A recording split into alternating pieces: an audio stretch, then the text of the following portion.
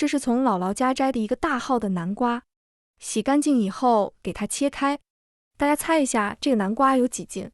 先把南瓜瓤挖出来，然后把南瓜皮去掉，然后切成小块。先把南瓜蒸熟，这样用筷子轻轻穿透就可以了，大约也就12分钟。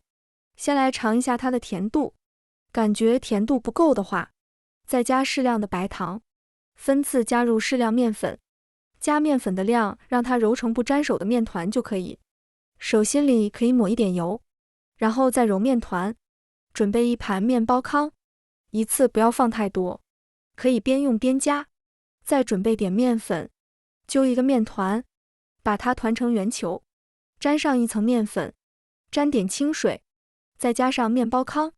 咱们做2种，第2种把它搓成长条，锅里加入多一点的油，用一根万能的筷子试一下油温，筷子旁边出现密集的小泡就可以了，用小火慢慢炸，炸到金黄色就可以出锅了。